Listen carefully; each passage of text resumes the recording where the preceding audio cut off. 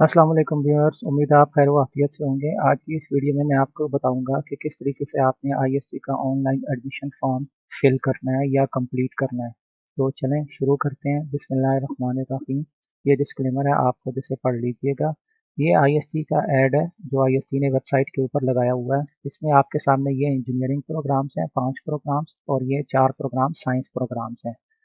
और जो इसकी डेड टाइम दी हुई है वो 8 अगस्त दी हुई है, लेकिन मुहर्रम की छुट्टियों की वजह से ये डेट 10 अगस्त तक एक्सटेंड कर दी गई है। अब आप 10 तारीख तक ऑनलाइन एडमिशन फॉर्म को कंप्लीट कर सकते हैं या अप्लाई कर सकते हैं।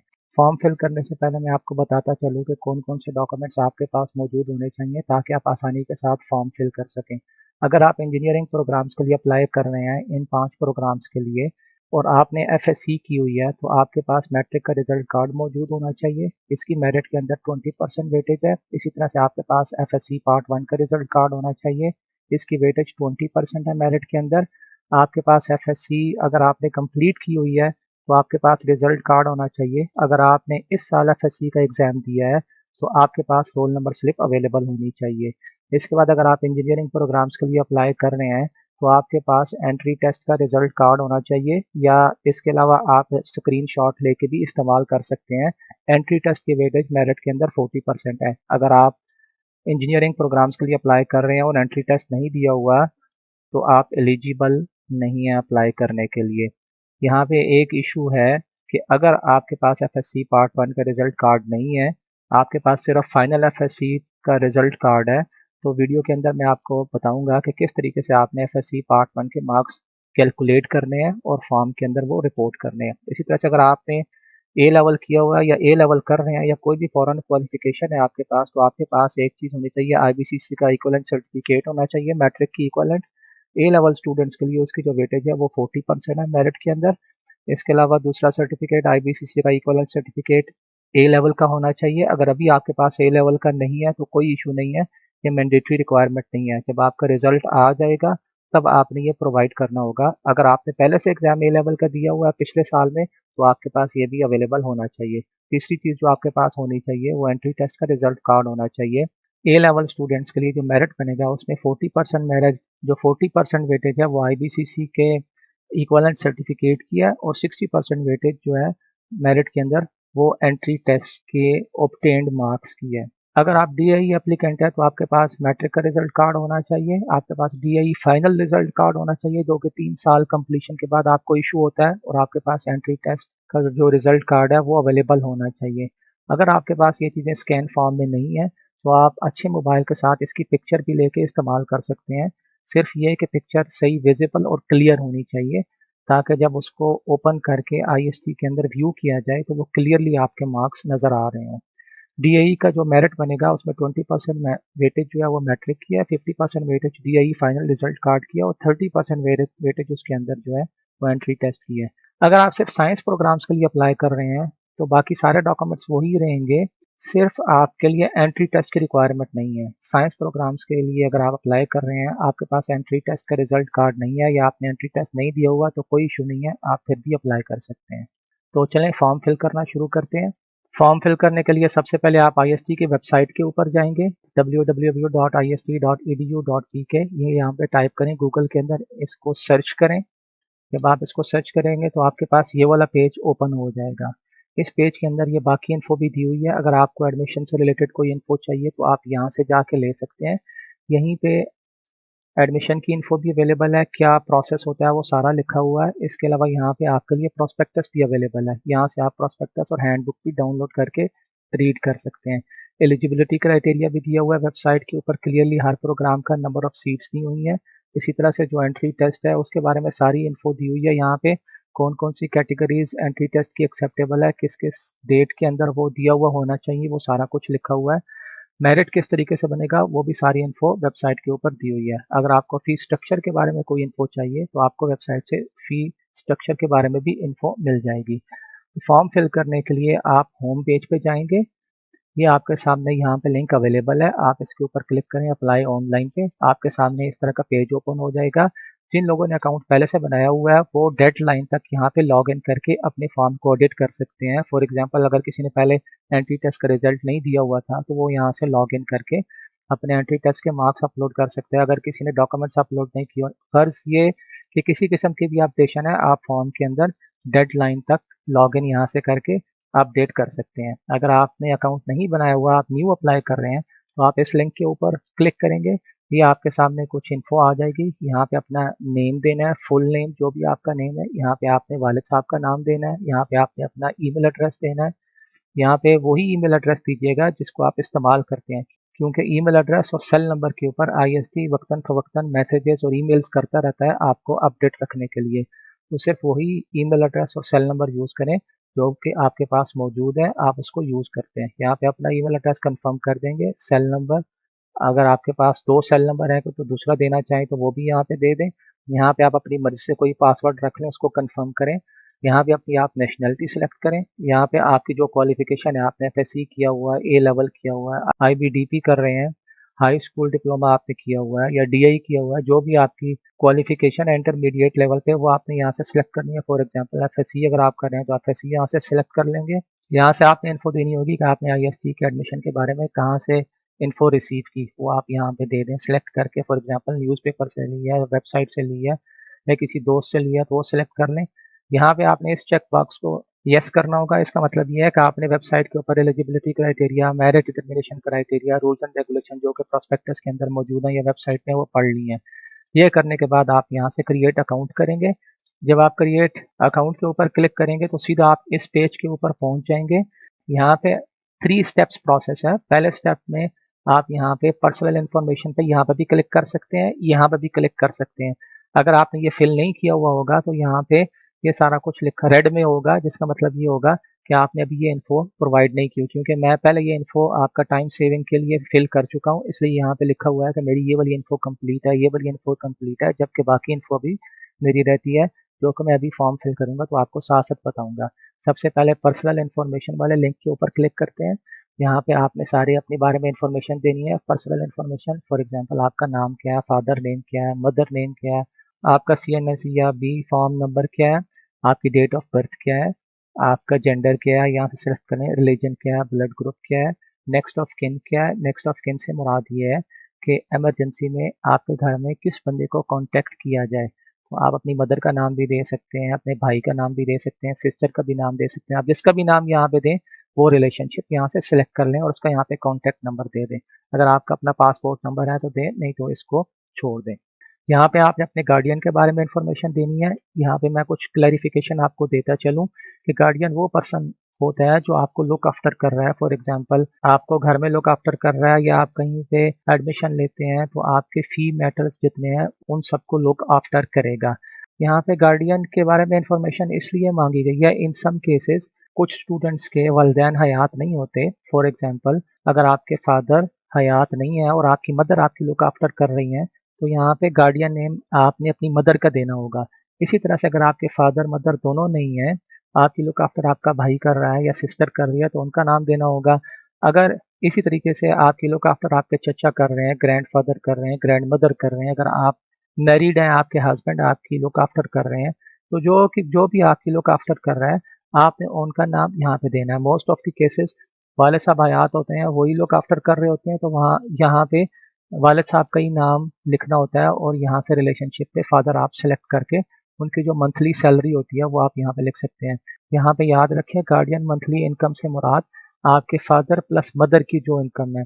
अगर आपकी लुक आफ्टर कोई और कर रहा है फादर और मदर के अलावा, आपके फादर आपकी लुक आफ्टर नहीं कर रहे हैं, आपकी मदर आपकी लुक आफ्टर कर रही हैं और वो जॉब कर रही हैं, तो आपने यहाँ पे मदर की इनकम लिख देनी है। अगर उन दोनों में से कोई आपकी लुक आफ्टर नहीं कर रहा, कोई और कर रहा है लुक आफ्टर जिसको आपने यहाँ पे गार्डियन डिक्लेयर किया है, तो उसकी तरफ से आपको जो सपोर्ट अवेलेबल है वो आपने यहाँ पे इनकम के अंदर सेलेक्ट करनी है। आपने अपने गार्डियन का यहाँ पे सेल नंबर दे देना है, उनका ऑक्यूपेशन क्या है वो यहाँ पे दे देना है, उनका सीएनआईसी नंबर दे देना है।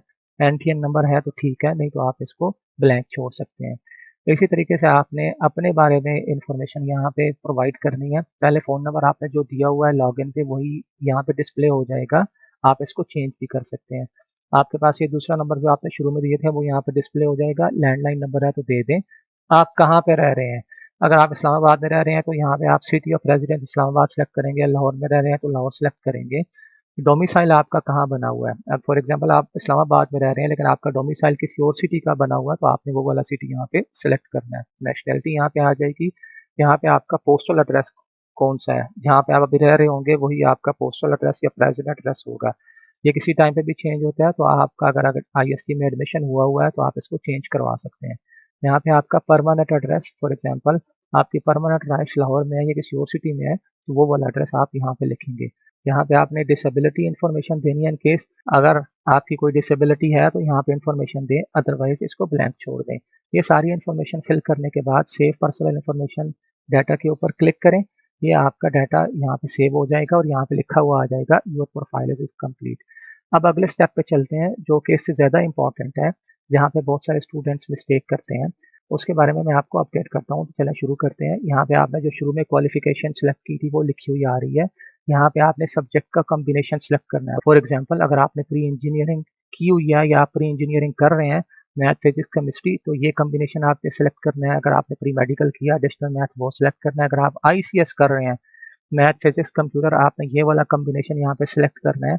मीन टू से कि जो भी आपका इंटरमीडिएट लेवल पे सब्जेक्ट्स का कॉम्बिनेशन है वो आपने यहाँ पे सिलेक्ट करना है और केयरफुली सिलेक्ट करना है, क्योंकि इसी के बेसिस पे अगली इन्फॉर्मेशन आपसे फॉर्म मांगेगा।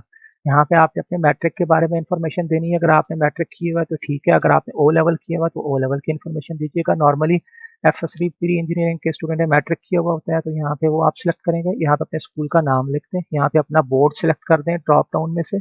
यहाँ पे आपने जिस ईयर के अंदर एग्जाम पास किया वो लिख दें।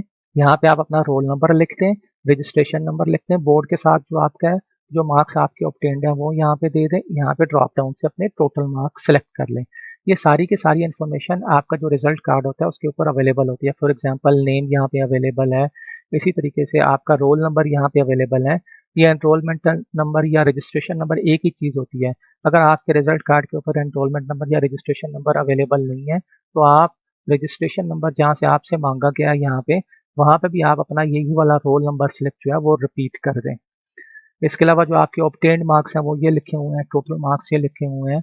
मीन टू से ये आपके इंस्टीट्यूशन का नाम लिखा हुआ है। सारी इन्फॉर्मेशन जो यहाँ पे मांगी गई है वो इस रिजल्ट कार्ड के ऊपर अवेलेबल होती है। ये सारी इन्फॉर्मेशन देने के बाद आपने यहाँ पे अपना रिजल्ट कार्ड अपलोड करना है, जिस तरह से मैंने किया हुआ है। वो कैसे करना है, आप ब्राउज के ऊपर क्लिक करें या यहाँ पे क्लिक करें। आपने जहाँ पे भी अपना रिजल्ट कार्ड स्कैन करके या उसकी पिक्चर लेके रखा हुआ है वहाँ से जाएं, उसको वहाँ से सिलेक्ट करें। फॉर एग्जांपल मैंने यहाँ से मैट्रिक रिजल्ट कार्ड सिलेक्ट किया, इसको मैंने ओपन कर दिया, तो ये देखें आपके सामने ये अपलोड हो रहा है। ये देखें अपलोड हो गए, ये यहाँ पे आ गया। ये सेक्शन आपका कंप्लीट हो गया। अगले सेक्शन पे चलते हैं। यहाँ पे आपने एफएससी पार्ट 1 के बारे में इंफॉर्मेशन देनी है।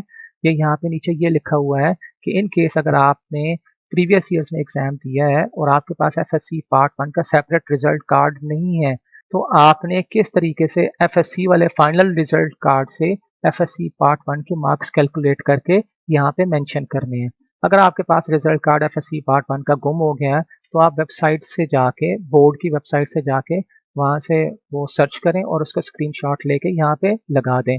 अगर फॉर एग्जांपल अगर आपके पास एफएससी पार्ट 1 का रिजल्ट कार्ड अवेलेबल है, तो वो तो आप सीधा-सीधा उससे इन्फॉर्मेशन देख के यहाँ पे आप फिल कर लें। कॉलेज का नाम क्या है, यहाँ से आप बोर्ड सेलेक्ट कर लें। किस ईयर के अंदर आपने एफएससी पार्ट 1 किया, आपका रोल नंबर क्या था, फॉर एग्जांपल ये सारा कुछ लिखा हुआ है। ये रोल नंबर आपका लिखा हुआ है, ये रजिस्ट्रेशन नंबर लिखा हुआ है। रोल नंबर, रजिस्ट्रेशन नंबर यहाँ पे दे दें। ऑब्टेन्ड मार्क्स आपके कितने हैं, ये आपके ऑब्टेन्ड मार्क्स हैं। इनको आप टोटल कर लें, ये 520 बनेंगे। वो आप यहाँ ड्रॉप डाउन से 520 सेलेक्ट कर लें। आईसीएस वालों के नॉर्मली 510 मार्क्स होते हैं, प्री मेडिकल वालों के 505 टोटल मार्क्स होते हैं नॉर्मली। अगर ये नहीं है तो आपने वही मार्क्स यहाँ से सेलेक्ट करने हैं जो आपका टोटल बन रहा है। कुछ जो केपीके के बोर्ड्स हैं उनके 550 टोटल मार्क्स बनते हैं, या जो सिंध बोर्ड्स हैं उनके 550 टोटल मार्क्स बनते हैं। बाकी फेडरल बोर्ड या पिंडी बोर्ड या लाहौर बोर्ड, इनके जो टोटल मार्क्स हैं वो 520 बनते हैं। अगर आपके पास एफएससी का सेपरेट रिजल्ट कार्ड नहीं है, सिर्फ आपके पास एफएससी का फाइनल रिजल्ट कार्ड है, तो उससे आपने कैसे मार्क्स कैलकुलेट करने हैं ये देखें यहाँ पे लिखा हुआ है। अगर आपके पास एफएससी पार्ट 1 का सेपरेट रिजल्ट कार्ड नहीं है, तो आप थ्योरी 1 के marks English, Urdu, Islamic education, mathematics, physics और या कंप्यूटर केमिस्ट्री के मार्क्स कैलकुलेट करें। वो कैसे आपने करने हैं ये देखें, मैंने यहाँ पे सर्कल किए हुए हैं। ये एफएससी का रिजल्ट कार्ड है, 11 एडिट में से 913 मार्क्स हैं। आप यहाँ से देखें, ये उर्दू, इंग्लिश, थ्योरी 1 के मार्क्स मैं यहाँ से आपके सामने ये देखें सर्कल हुए हुए हैं। फिजिक्स के। यहाँ पे आपने जो अपने फर्स्ट ईयर के मार्क्स हैं फिजिक्स और केमिस्ट्री के, आउट ऑफ 85 कैलकुलेट करने हैं। क्यों? क्योंकि आपका जो प्रैक्टिकल एग्जाम होता है फिजिक्स का, केमिस्ट्री का या बायोलॉजी का या कंप्यूटर साइंस का, वो सेकेंड ईयर में जाके होता है। तो आप फर्स्ट ईयर के अंदर प्रैक्टिकल के मार्क्स इंक्लूड नहीं करेंगे। हाँ, आपके पास फर्स्ट ईयर का रिजल्ट कार्ड अवेलेबल है और उसके अंदर आपके जो फर्स्ट ईयर के प्रैक्टिकल्स हैं उसके मार्क्स मौजूद हैं, तो आपने वही वाला रिजल्ट कार्ड यूज़ करना है, वही कैलकुलेशन करनी है। यहाँ पे आप देखें, मैंने थ्योरी 1 के मार्क्स इन सब्जेक्ट्स के यहाँ से कैलकुलेट किए जो सर्कुलेट किए हुए हैं। यहाँ से मैंने टोटल मार्क्स कैलकुलेट किए जो कि 520 बने। ये ऑब्टेन्ड मार्क्स हैं जो मैंने सर्कल किए हुए हैं। ये वाले मार्क्स आप यहाँ पे फर्स्ट ईयर के अंदर आके मेंशन कर देंगे।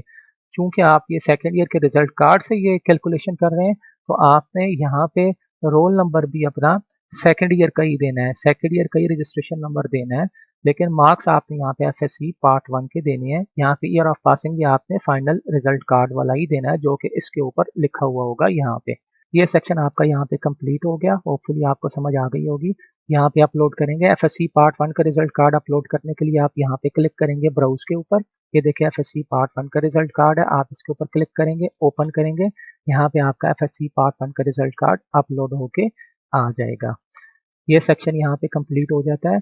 अगर आपने प्रीवियसली एफएससी अपनी कंप्लीट की हुई है तो यहाँ पे आप अपनी एफएससी के बारे में इंफॉर्मेशन देंगे। अगर आपने एफएससी कंप्लीट नहीं की हुई और इसी साल आप एग्जाम दे रहे हैं, तो आपने सिर्फ ये वाली इन्फॉर्मेशन यहाँ पे देनी है। आपने कॉलेज का नाम लिखना है, यहाँ से बोर्ड सेलेक्ट करना है। आपने इस साल एग्जाम दिए हैं तो यहाँ से आप 2022 सेलेक्ट कर लेंगे। यहाँ पे आप अपना रोल नंबर दे देंगे, रोल नंबर स्लिप के मुताबिक। यहाँ पे आप अपना रजिस्ट्रेशन नंबर बोर्ड का दे देंगे। यहाँ पे आप कुछ भी नहीं लिखेंगे, इसको आप ब्लैंक छोड़ देंगे। यहाँ से आप 1100 मार्क्स सेलेक्ट कर लेंगे क्योंकि टोटल मार्क्स तो आपके 1100 ही है। यहाँ पे आप अपनी रोल नंबर स्लिप क्लिक करके अपलोड कर देंगे, तो ये वाला सेक्शन आपका कंप्लीट हो जाएगा। अगर आपने एफएससी कंप्लीट नहीं की हुई तो ये मैंडेटरी रिक्वायरमेंट नहीं है। यहाँ पे सिर्फ आपने रोल नंबर स्लिप अपलोड करनी है और जो इन्फॉर्मेशन आपके पास अवेलेबल है, एक्सेप्ट आपके पास ऑब्टेन्ड मार्क्स नहीं होंगे, वो इन्फॉर्मेशन यहाँ पे मेंशन कर दें। इस तरह से आपका ये वाला सेक्शन कंप्लीट हो जाएगा। अगर आप इंजीनियरिंग प्रोग्राम्स के लिए अप्लाई कर रहे हैं तो यहाँ पे एंट्री टेस्ट के बारे में इंफॉर्मेशन देना ज़रूरी है, अदरवाइज आपका एडमिशन फॉर्म रिजेक्ट कर दिया जाएगा। वो कैसे आपने देनी है, आपने जो भी एंट्री टेस्ट इसमें से दिया हुआ है वो आप यहाँ से सिलेक्ट करें। फॉर एग्जांपल आपने एनटीएस का नेट दिया हुआ है, वो यहाँ से सिलेक्ट करें। यहाँ से आप एंट्री टेस्ट के बारे में इंफॉर्मेशन वेबसाइट से रीड कर सकते हैं, ये उसका लिंक दिया हुआ है। जब आप इसके ऊपर क्लिक करेंगे तो ये सारे टेस्ट के बारे में यहाँ पे इन्फॉर्मेशन दी हुई है। यहाँ पे एक्सेप्टेबल डेट्स क्या है उसके बारे में आपको बताया हुआ है, कौन कौन सी कैटेगरीज एक्सेप्टेबल हैं और किस प्रोग्राम के लिए एक्सेप्टेबल है, वो यहाँ पे दी हुई है। वो यहाँ पे आप कर लेंगे। मैं एक बात यहाँ पे रिपीट करता चलूँ कि जो आईसीएस स्टूडेंट्स हैं वो सिर्फ एवियोनिक्स इंजीनियरिंग के लिए अप्लाई कर सकते हैं, वेयर एज जो प्री इंजीनियरिंग के स्टूडेंट्स हैं वो सारे इंजीनियरिंग प्रोग्राम्स के लिए अप्लाई कर सकते हैं। इसके अलावा अगर आपकी कोई क्वालिफिकेशन है तो आप साइंस प्रोग्राम्स के लिए अप्लाई कर सकते हैं, इंजीनियरिंग के लिए अप्लाई नहीं कर सकते। अगर आपने नेट दिया हुआ है एनटीएस का तो यहाँ पे आप नेट 1 ही सिलेक्ट कर लें। अगर आपने आईसीएस दिया हुआ है तो वो सिलेक्ट कर लें। आईसीएस वाले सिर्फ एवियोनिक्स इंजीनियरिंग के लिए अप्लाई कर सकते हैं, नेट 1 ही सिलेक्ट करें। जो टेस्ट डेट है, ये देखिए इस डॉक्यूमेंट के ऊपर टेस्ट डेट दी हुई होती है, वो टेस्ट डेट यहाँ पे आप सिलेक्ट कर लें। आपका रोल नंबर क्या था वो आप यहाँ से देख के यहाँ फॉर्म के ऊपर मेंशन कर दें।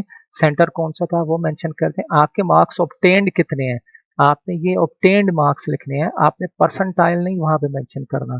आपके जो ऑब्टेन्ड मार्क्स हैं आउट ऑफ 100 वो आपने यहाँ पे मेंशन करने हैं। यहाँ पे टोटल मार्क्स आ जाएंगे। यहाँ पे आप क्लिक करके अपना जो भी रिजल्ट कार्ड है वो यहाँ से सेलेक्ट करके अपलोड कर देंगे, वो यहाँ पे आ जाएगा। अगर आपने एक रिजल्ट कार्ड लगाया हुआ है लेकिन बाद में आपने दोबारा एग्जाम दिया तो उसमें आपके मार्क्स इंप्रूव हो गए, तो आप दोबारा लॉग इन करें, इस सारी इन्फॉर्मेशन को यहाँ से चेंज करें। यहाँ से इस रिजल्ट कार्ड को डिलीट करें, यहाँ से ऐसे डिलीट हो जाएगा, ये भी यहाँ से डिलीट हो जाएगा। जो आपका नया रिजल्ट कार्ड है वो यहाँ से आप क्लिक करके वो अपलोड कर दें और ये सारी इन्फॉर्मेशन यहाँ पे अपडेट करके यहाँ से सेव डाटा वाला बटन प्रेस कर लें। अगर आपने एचईसी का हैट दिया हुआ है जो कि पिछले साल में नहीं हुआ या दिया हुआ है आपने, तो आप यहाँ से वो सिलेक्ट कर लें। अगर आपने सैट 2 दिया हुआ है, मैं यहाँ पे बताता चलूँ कि सैट 2 का जो आखिरी टेस्ट हुआ था वो जून 2021 में हुआ था, वो एक्सेप्टेबल नहीं है क्योंकि जो एक्सेप्टेबल डेट्स हैं वो वेबसाइट के ऊपर मेंशन हुई हुई हैं।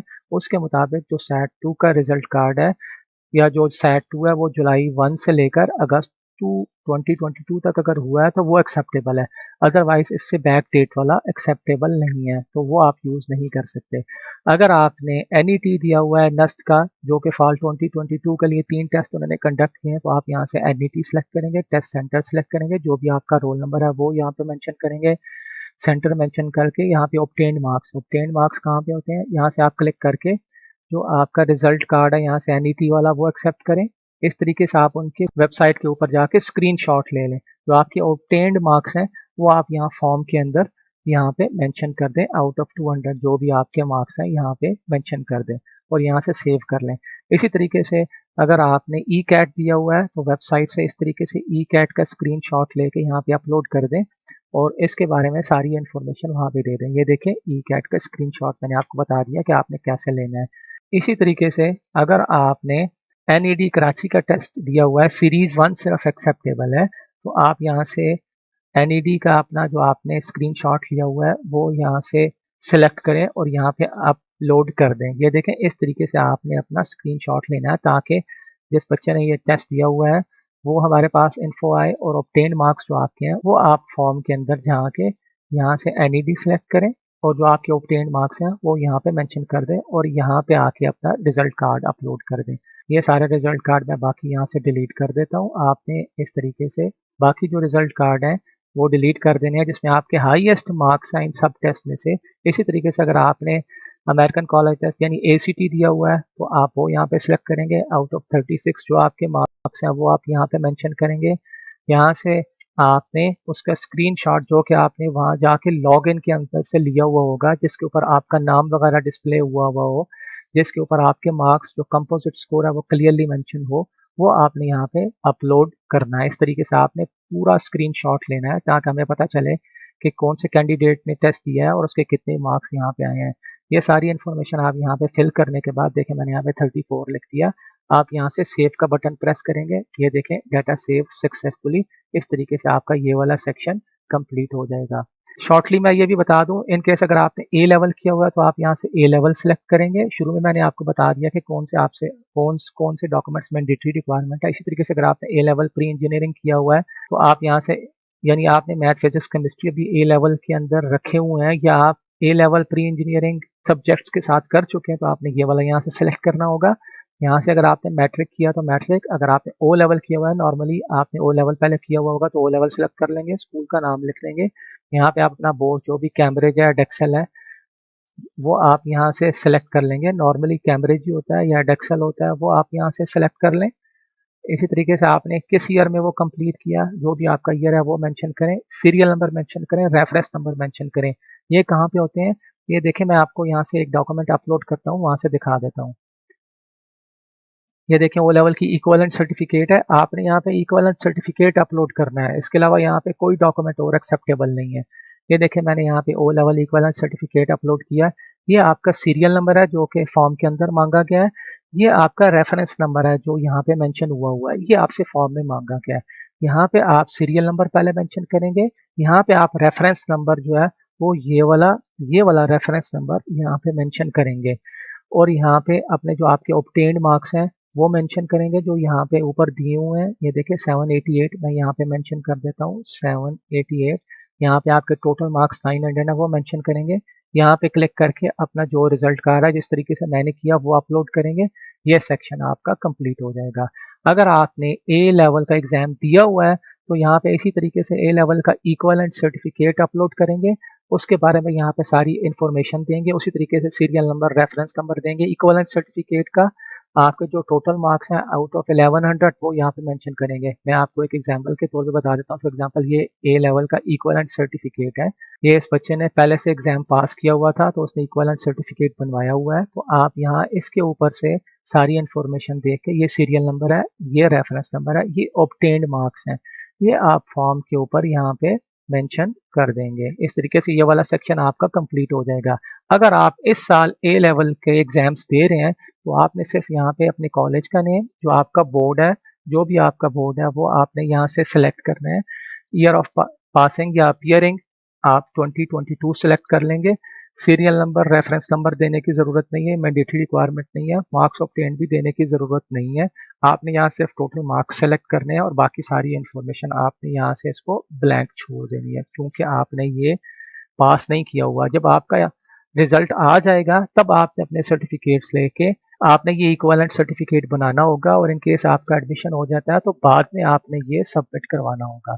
इसी तरीके से आपने जिस तरह मैंने पहले बताई वो एंट्री टेस्ट की डिटेल्स सेम तरीके से यहाँ पे आपने सारी की सारी देनी है, और यहाँ से आके सेव डाटा आपने क्लिक कर देना है। तो ये सारे का सारा डाटा आपका सेव होकर ये इन्फॉर्मेशन आपकी कंप्लीट हो जाएगी। ये देखें, आप होम पे जाके देखें, ये पर्सनल इन्फॉर्मेशन हमारी कंप्लीट हो गई है। ये देखें यहाँ पे एजुकेशनल डिटेल्स भी हमारी कंप्लीट हो गई हैं। यहाँ पे ये लिखा हुआ है कि साइंस प्रोग्राम्स के लिए अगर आप अप्लाई करना चाह रहे हैं तो एंट्री टेस्ट की रिक्वायरमेंट नहीं है। आप इस सेक्शन के अंदर जाके एंट्री टेस्ट की रिक्वायरमेंट नहीं देंगे। अगर आप इंजीनियरिंग प्रोग्राम्स के लिए अप्लाई कर रहे हैं तो उस सूरत में ये एंट्री टेस्ट की इन्फॉर्मेशन देना ज़रूरी है, अदरवाइज आप इसको ब्लैंक छोड़ दें। अब हम अप्लाई करते हैं बीएस प्रोग्राम्स के लिए, तो ये थर्ड पेज है।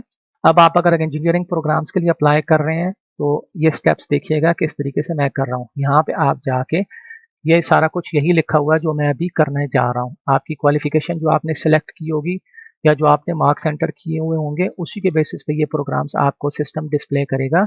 आप इंजीनियरिंग प्रोग्राम्स के लिए अप्लाई करना चाह रहे हैं तो आप यहाँ से अप्लाई के ऊपर क्लिक करेंगे।